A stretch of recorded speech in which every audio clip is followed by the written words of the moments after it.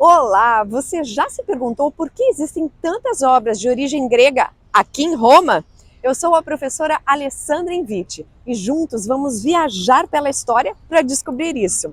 Vem comigo no primeiro capítulo da série A Grécia em Roma.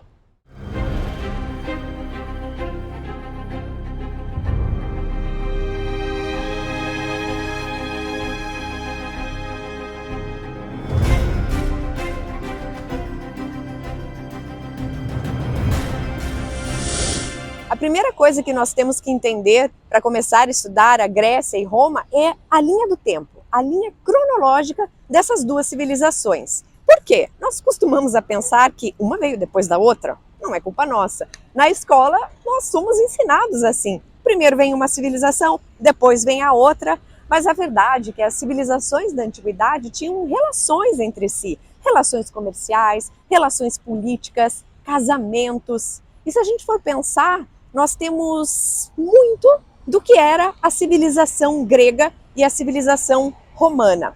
A nossa cultura ocidental foi formada basicamente pelo que veio lá dessas duas civilizações. E eles não eram tão diferentes assim da gente. Tinha comércio de importação e exportação, tinha moda, gostos exóticos, comidas exóticas.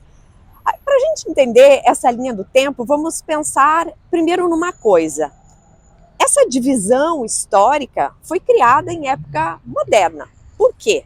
Porque se a gente fosse estudar conforme o que era lá na antiguidade, ficaria complicado entender essa relação entre uma civilização e a outra. Por quê? Cada um trabalhava com um calendário. Por exemplo, os romanos trabalhavam com um calendário de base que começava na data de fundação de Roma, 753 a.C. Então não existia, por exemplo, 187 a.C.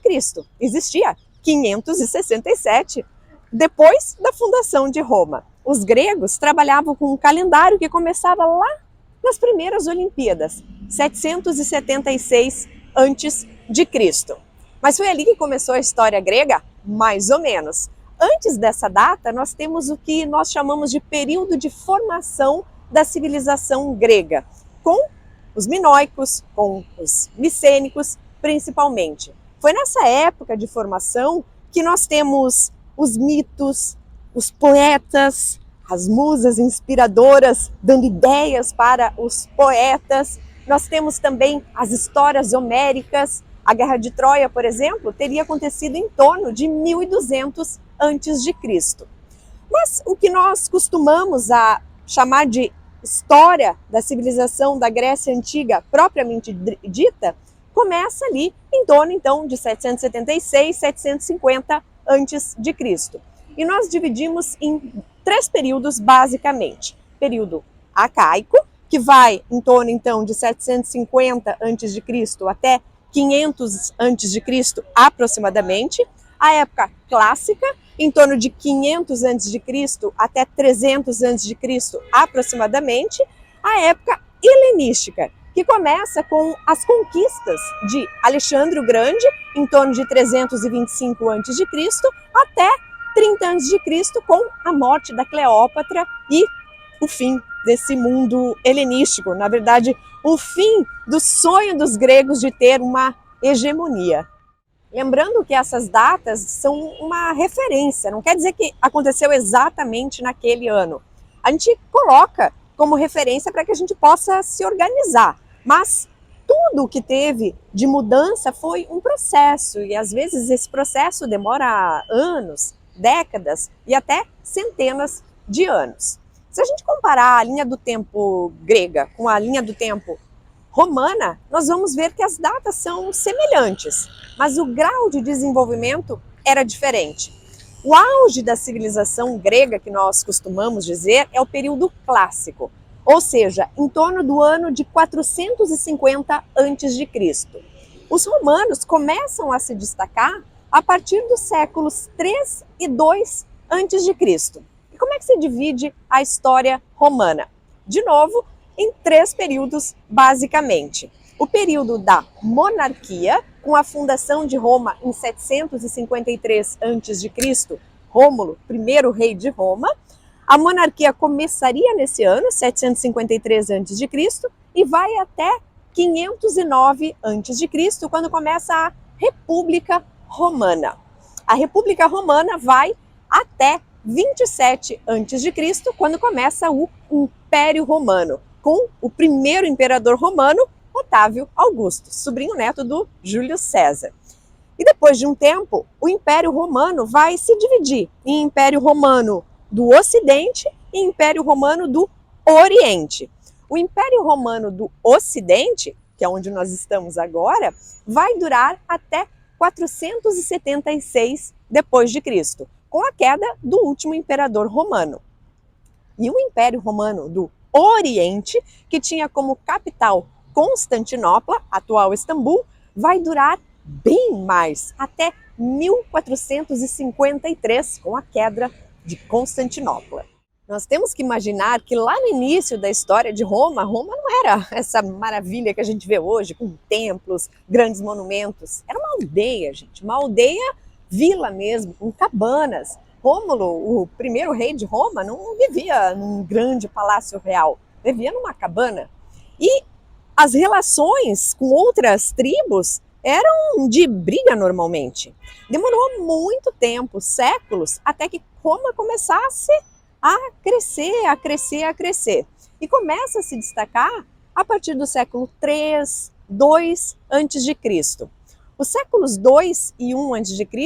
vão ser um período de grande expansão territorial para os romanos. Eles começam a vencer primeiro os povos aqui mais próximos de Roma e depois vão expandindo, vão expandindo. Vai ser um período de grande acúmulo de riquezas. Por quê? Eles conquistavam e saqueavam. Então, eles tinham esse butim de guerra, esses saques de guerra que ajudavam a patrocinar muitas coisas aqui em Roma, inclusive a construção de grandes monumentos. E essa fase também foi marcada não só por conquistas fora dos limites de Roma, mas também foi marcada por um período de guerra civil, principalmente a partir de 133 a.C., com Tibério Graco. E aí o que é a guerra civil? Romanos brigando contra romanos. Então imaginem que os séculos 2 e 1 a.C. foi um período com muito conflito para os romanos, tanto conflitos internos quanto conflitos externos, mas eles começam a expandir o seu território para chegar naquilo que daqui a pouco nós vamos dizer que eles viraram praticamente os donos do mundo. E com toda essa mudança que vai acontecendo, acontece uma mudança política também. Aos poucos, a República Romana vai caindo em decadência e vai se encaminhando para uma espécie de uma autarquia, uma monarquia, que nós chamaremos de Império Romano. Para a gente ter ideia do que representa essa expansão territorial dos romanos nos séculos 2 e 1 a.C., eu vou enumerar alguns eventos. Em 168 a.C., caiu o último rei da Macedônia. Em 146 a.C., Cartago foi destruída. E nesse mesmo ano, eles conquistaram Corinto e assim conquistaram definitivamente a Grécia. Em 52 a.C., nós temos o Júlio César vencendo definitivamente lá na Gália, atual território da França, que virou território romano.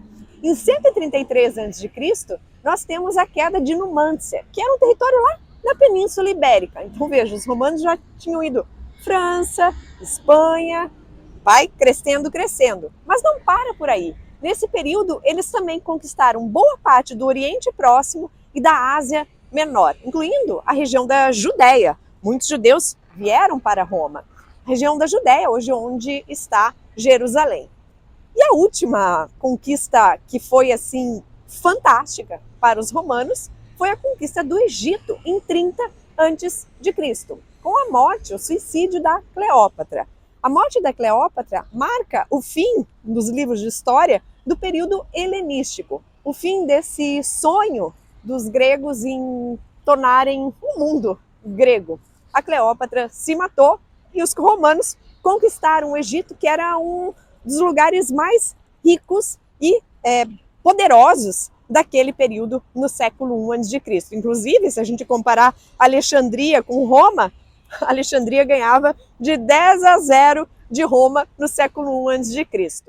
Dentro desse contexto complexo, o período entre os séculos 2 e 1 a.C. foi marcado por um confronto cultural entre a antiga tradição romana e os novos conceitos, a nova cultura dos povos conquistados, principalmente a cultura grega. Mas essa história você vai descobrir no próximo episódio da A Grécia em Roma. Vejo você na próxima aula. Beijos!